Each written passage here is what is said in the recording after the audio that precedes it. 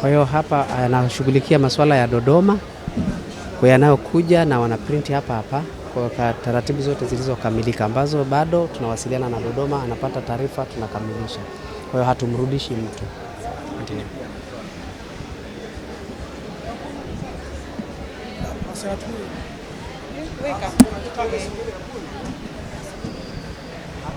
Kuanzia hapa kwenda mpaka kule ni mkoa Dar es Salaam na Pwani.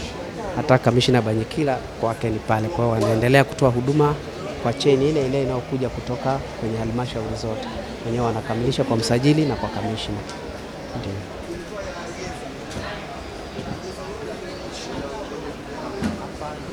Final point yao ya kutoa hati. Katu. Final point ya kutoa hati. Kwa msajili wa hati. Ndio hao wametuambia leo tuna 100 za kutosha. Zitaongezeka sana kwa sababu kutoka asubuhi nadhani tunafika pale zaidi. Hapa ni Kigamboni. Kaeni tu Kigamboni, wanaendelea kuwahudumia wananchi kwa namna wanavyokuja. Kwa hiyo nadhani kwa ujumla tu tunapita. Jamani, habari sasa hizi. Asante. Mnapata huduma nzuri? Nzuri kabisa. Yaani Kigamboni hapo nzuri. Sawa. Tunafurahi kusikia hili. Asante. Kwa Ubungo nao wanaendelea kuwahudumia wananchi wa eneo hilo. Pale ni Kinondoni, tumewapanga kwa halmashauri zao.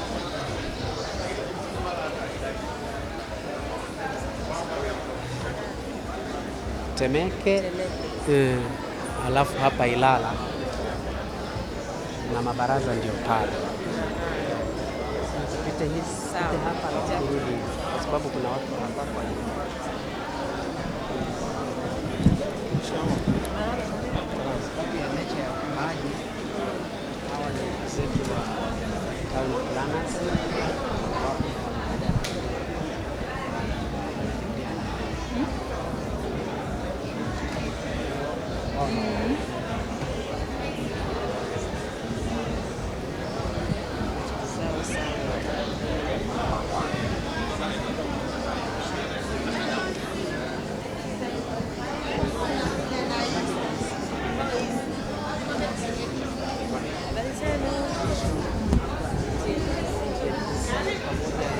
Asante. Naona na ndege yetu. Tuko na ndege yetu. Hivi ndege halisi. Drone hii inaruka, inapima hii inapima inapima. Hii inapima. Lakini kama unavyofahamu mkuu, tuko kwenye mkakati ule wa kuanzisha kituo kozi mwaka wa fedha huu. Tunasubiri leo hii tunasubiri tu ridhaa tu ya timu ya management kwa ajili ya ile tangazo la Kiingereza na Kiswahili. Ili likiridhiwa tutakuwa hewani. Tukianza na kozi ya certificate na diploma kwenye kozi ya ile drop mapping and satellite surveying ndio tutaanza nayo. Tayari hii drone mapping and satellite surveying ndio tutakayoanza nayo. Na tunaona kuna vuguvugu kubwa sana kwa watu wa kupenda teknolojia hii. Pamoja na kwamba yote mambo yote tumeshakamilisha, ikiwa ni pamoja na usajili wa NACTIVATE tangu mwaka juzi Novemba 24. Zile mambo mengi ya kuonyesha chuo vyote tushamaliza, na mpaka juzi NACTIVATE wameshatupanisha kwenye kitabu cha vyuo ambavyo vimesajiliwa. Kwa hiyo tuna imani mwaka wa fedha huu kama ambavyo wizara imesimamia zoezi hili, tutaanzisha kozi mpya. Karibu sana TNGC. Asante.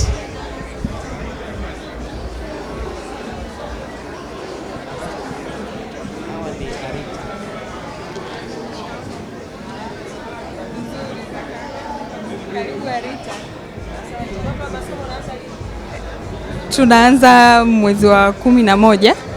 Yes, tunaanza mwaka wa masomo mpya ambapo tunatoa wanafunzi waliobobea katika fani 5.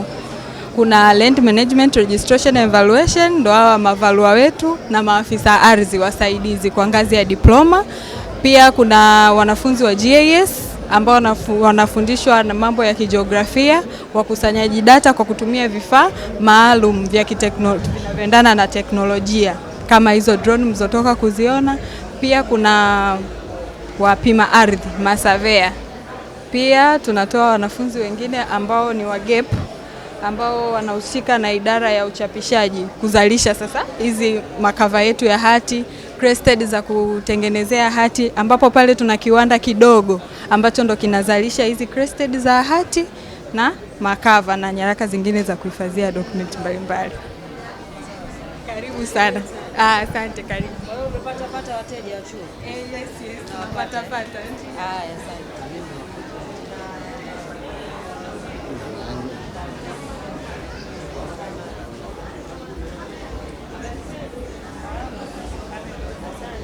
Naendeleaje?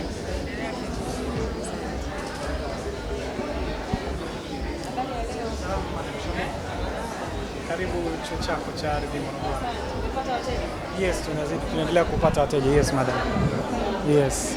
Nazidi kukaribisha kufika chuoni kwetu. Karibu sana. Naomba barikiwe sana.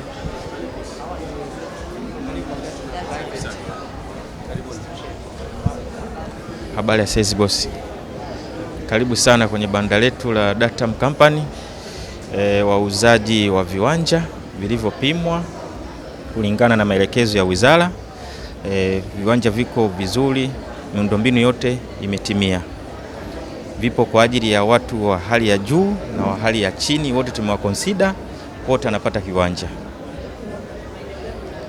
Maeneo yetu ni upande wa Kigamboni, Tundu Songani, tuna Kigamboni pia Buyuni, then tuna mkoa wa Pwani ambao iko Mlandizi jirani na reli ya standard gauge.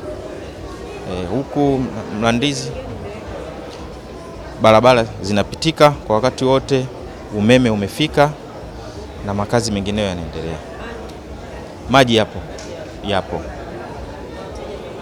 Tuna wateja tumepata. Kwa mfano kama Mlandizi tumeshamilikisha hati zaidi ya 200. Huu mradi ambao ni viwanja 1300, tuna hati zaidi ya 200 tulishamilikisha wateja wetu.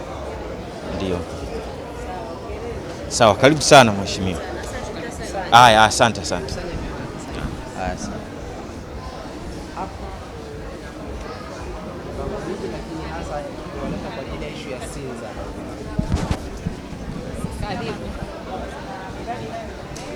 Katika wizara yetu hususan mkoa wa Dar es Salaam kuna mradi wa mpango wa uendelezaji wa eneo la Sinza na Msasani Makangira ambao bado inaendelea, lakini tuna mradi wa Kurasini ambao huu tayari ushaanza kutekelezwa, ambao mradi huu umelenga kuvutia wawekezaji na fursa za kibiashara, kwa sababu kama unavyojua maeneo ya viwanda ni machache. Kwa hiyo ukiangalia hii ni Kilwa Road na hapa ndo eneo la taasisi la TIA na kambi ya jeshi, lakini vile vile kuna maeneo ya taasisi mengine ya chuo cha polisi, kuna maeneo ya kanisa, kuna maeneo ya storage tanki na maeneo ya cargo.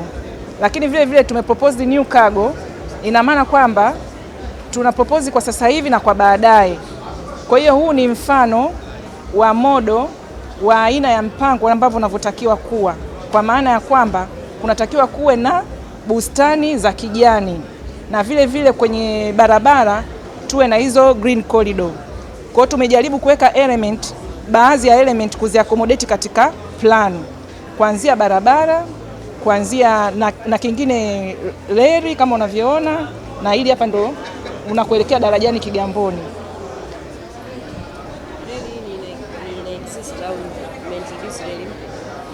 Zile ambazo ni zile existing.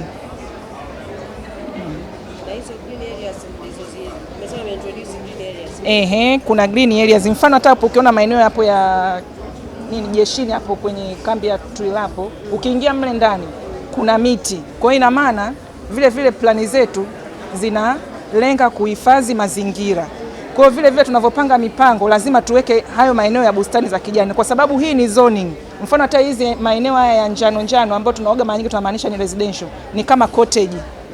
Yaani unakuta labda ni eneo la kanisa lakini lina nyumba mle ndani, au labda ni eneo la taasisi. Mfano kama hapa hii ni shule ya Mianzini na Kiungani, unaona, lakini kuna nyumba mle ndani. Kwa hiyo ni kama zoning.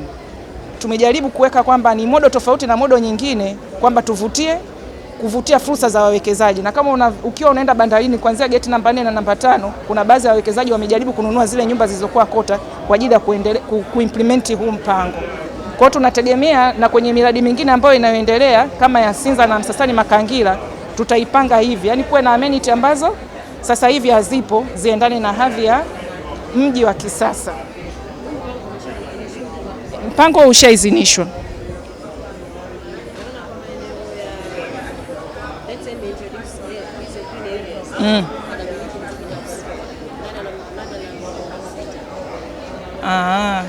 Kwa sababu haya maeneo yani unakuta tayari kulikuwa kuna wamiliki. Mfano kama hapa kuna ili eneo la Agip ambalo ni la oil storage tank na nini. Kwa hiyo sisi wakati tunavyo plani, ina maana tunaweka vitu ambavyo havikuwepo, ambavyo sasa hivi kwenye mpango, kwa sababu mara nyingi mpango unakuwa ni mpango wa muda mrefu. Mfano kama Sinza tumesema 2026 mpaka 2046. Kwa hiyo unakuta miaka 5 ya mwanzo watu labda wana ile dhana kuunganisha viwanja na kutengeneza barabara. Miaka 10 inayokuja ni watu kujenga. Miaka 5 inayokuja ni kuandaa hizo bustani za kijani na maeneo ya kupumzika hivyo na maeneo ya michezo. Kwa hiyo unaweza kukuta sasa hivi hichi kitu hakipo, lakini tunaenda kwa awamu. Ila hawa waendelezaji wanajua kwamba hapa panatakiwa paweje, na hata hawa new investor wanaokuja wanatakiwa wafanye nini. Kwa hiyo tumejaribu kuchop tu kieneo kidogo kuonyesha jinsi gani mpango unavyotakiwa kuwa. Yaani unaweza ukapanga sasa hivi lakini utekelezaji wake hivi sasa hivi usiuone hivi, lakini ndio unatakiwa uwe hivi. Na tunatakiwa tuimplement hivi na tusimamie hivi kwenye mamlaka zetu. Elimu kwa wananchi tunatoa, sababu hata jana Mheshimiwa Waziri aliniuliza nikamwambia elimu sisi tunatoa, lakini kwa kipande kama hiki cha Kurasini hakuna, yani ni tofauti na maeneo mengine kama Sinza au Msasani Makangila ambapo